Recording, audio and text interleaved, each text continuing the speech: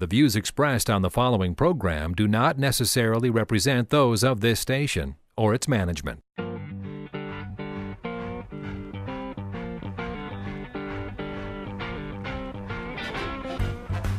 It's time now for Where You Live with Gene Sullivan, the show that deals with the news and events that affect you the most. Whether you rent or own, live in an HOA, single-family home, or an apartment building, Gene will tackle the issues right where you live. So, from the True North Painting Studios, here is the original man of steel, Resolve himself, who stands for truth, justice, and the association way. Here's Gene Sullivan. Good morning, everyone. Welcome to Where You Live. I'm Gene Sullivan, and I'm broadcasting from the True North Painting Studios. When you're looking for the right painting contractor, what do you look for? Isn't it someone who will respect you, your time, your property, and your budget? That's what you can expect from True North Painting. Find out more about this exceptional company by going online at truenorthpainting.com. That's trunorthpainting.com, or call them at 952-831-1433. I'm also brought to you by the great folks at Extreme Exteriors and American Family Insurance, the Kim Bennett Agency. I want to give out a shout out, as always, to my producer, Christopher Wider Puberty. How are you doing, Chris? Good, Gene. How about yourself? I'm great. Let me ask you a question here this morning. Now, between you and your wife, which one of you pays all the bills? Myself. You do? I do, yeah. Okay.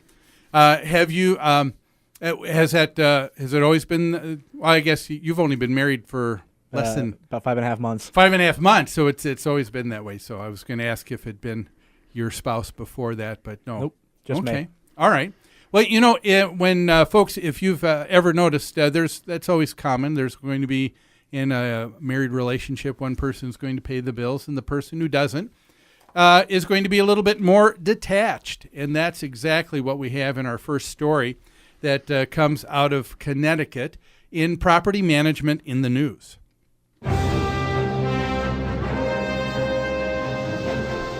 Property Management in the News is brought to you by Home Furniture and Abbey Floor Covering. Their showrooms are staffed with professionals who will help you choose what you need to fit both your lifestyle and budget. Whatever you need, chances are they'll have what you're looking for. If you wish to avail yourself of special pricing you won't find anywhere else, all Where You Live listeners can call Customer Service Coordinator Lori Matson at 952-224-2663. Like I said, our first story is coming from Bristol, Connecticut, and this was first on WTNH, Channel 8 News, an ABC affiliate, a few weeks back. And the title is that the condominiums management company has stopped paying the water bill for 3 years.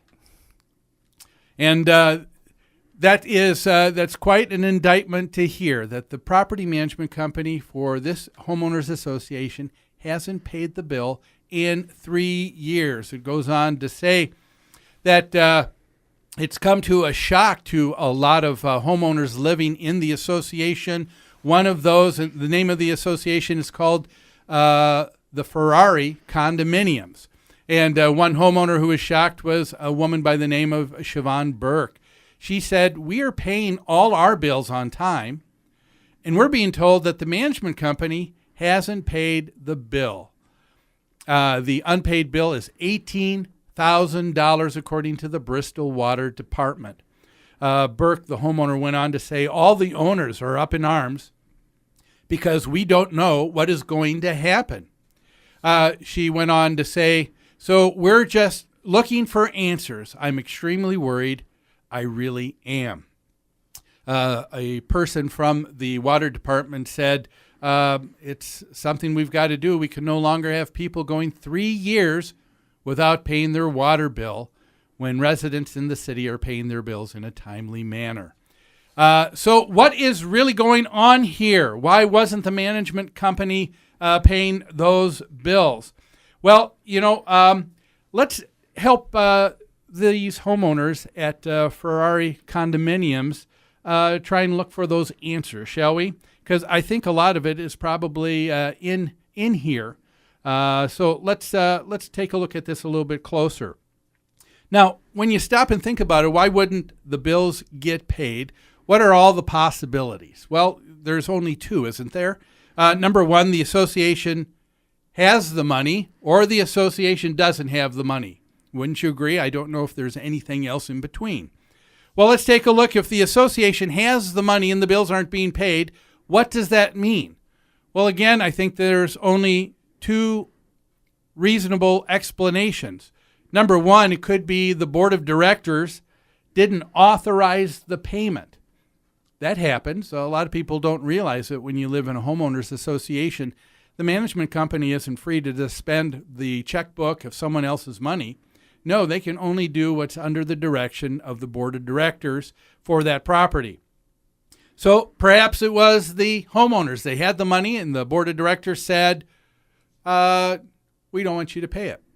Or if that wasn't the case, then the only other thing is it falls on the management company's shoulders. Wouldn't you agree?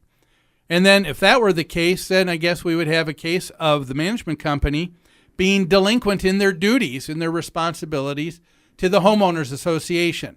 And I think that's what the news people at WTNH would like to have you believe. That's a little bit more salacious. That's kind of what gets people to listen when you hear those.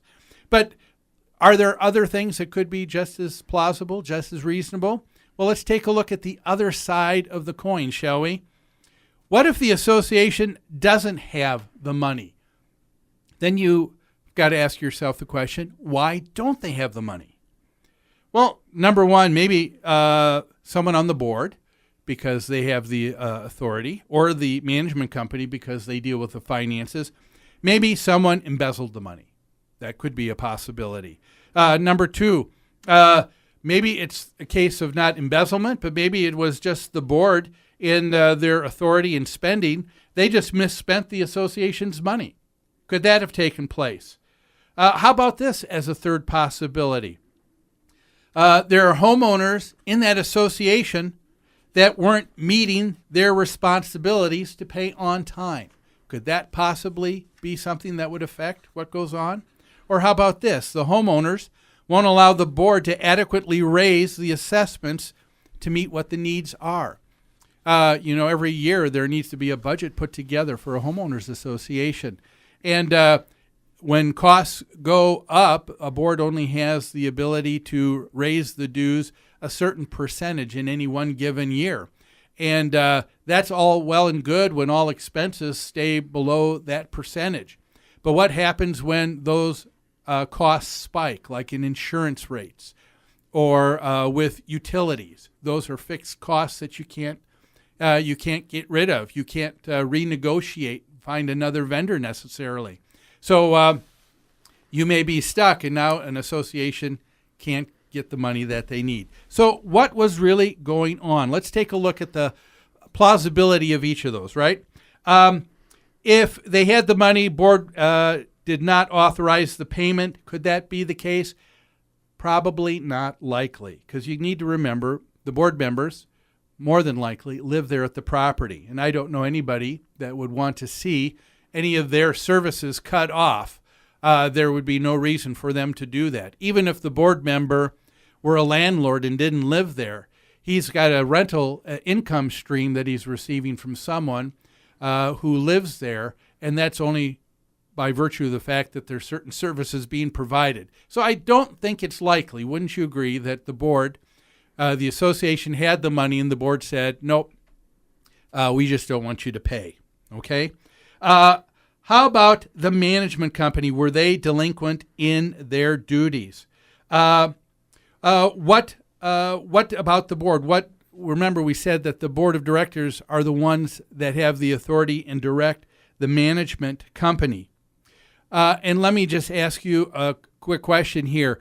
I know as an owner of a management company myself, if I am seriously delinquent in any of my fundamental duties with my clients, I don't think my clients would stay with me very long, especially for 3 years. I think they would have cut that contract short in a New York minute, or in this case, a Connecticut minute, okay? I don't think that's what we're taking a look at right here, because we know it took place for 3 years, right? Because the person from the water department said, this has been going on for 3 years without payment. So I don't think it was the board or the management company in this case. How about the other case? The association doesn't have money. How about from the fact of embezzlement? Well, would someone from the association have said something? Wouldn't they have said something and made an accusation if embezzlement were involved in any way? If the board knew for a moment that they had plenty of money and they know that it wasn't being paid, and they're looking at the financials each and every month, wouldn't they have said something? Wouldn't someone have noticed something over a 3-year period of time? I think the chances of embezzlement being the case here is very unlikely as well. We've got a few other scenarios to cover, but you know what? We need to take a quick break. Let's do that right now. When we come back, we'll wrap up this story about the condo management company not paying the bills for 3 years for the water for this condo association. What are the reasons? We'll talk more about this after these messages.